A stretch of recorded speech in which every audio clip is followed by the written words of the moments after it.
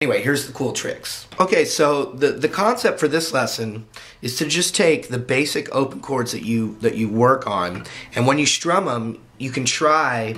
Typically, the lowest sounding note of the chord isn't necessarily the best one to do it, but either of the higher notes of a chord, any of these cowboy chords, open chords, what you can do is you can start to practice, like instead of just forming the whole chord and doing that, eventually as you get better with the chord, you can do this. You can kind of form the chord and relax one of the fingers of the chord open and then strum one of the notes down after the other notes of the chord, like that. And it adds a cool sound.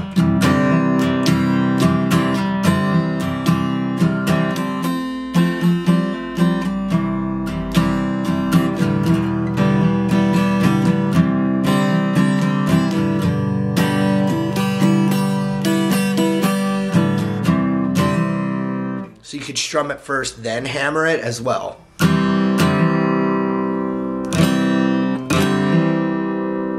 You can do it with that finger. And they're going to have different emotional qualities to them, like this one. Bing. But a good start is just a finger that's already going to be on the chord, taking it off and putting it back on, or hammering it, or pulling it off. The F chord, the middle finger as well, is really good. And it's in that Lady Antebellum song, but with a capo, but you know.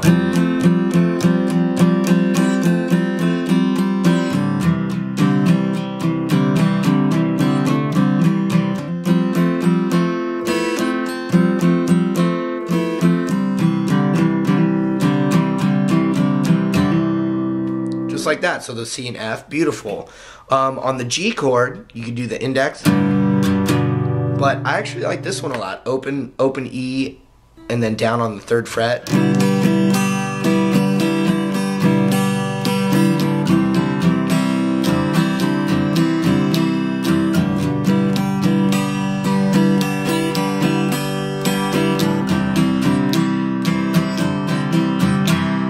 And that's how songs end up getting their little, like, kind of signature sound to them.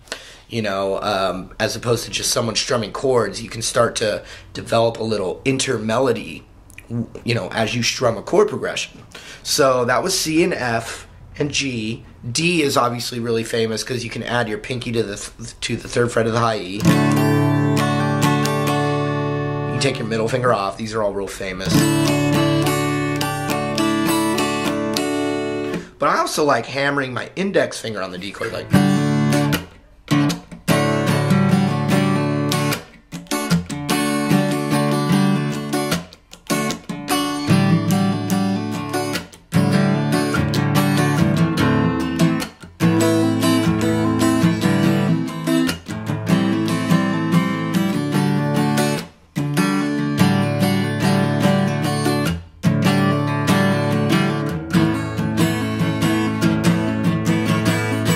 Any of the chords that you're working on, you can always do that.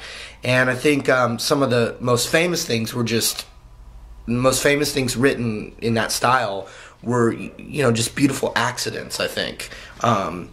You know, just, or experimenting with those concepts. So with the A minor chord, I was indexing, ring finger, middle finger, any of those are going to work well.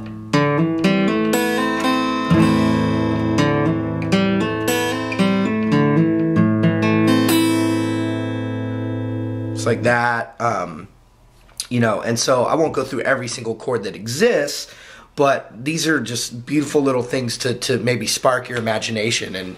And you know, I remember, you know, students getting really excited because then they can kind of come up with their own little riff, even though it's based off of, you know, very simple chords. Another thing is taking a trick like that and just picking the notes individually and then experimenting with taking fingers off, like a Wish You Were Here by Pink Floyd has used elements of that. But watch, I'll just pick each note.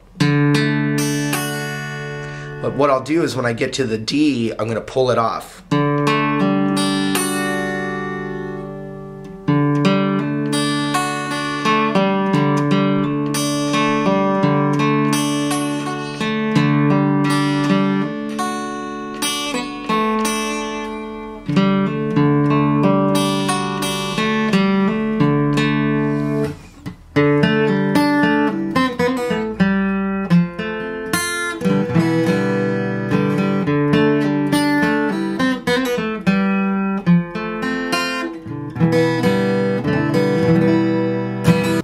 also, just to let you know, I have a free ebook that is great for beginners.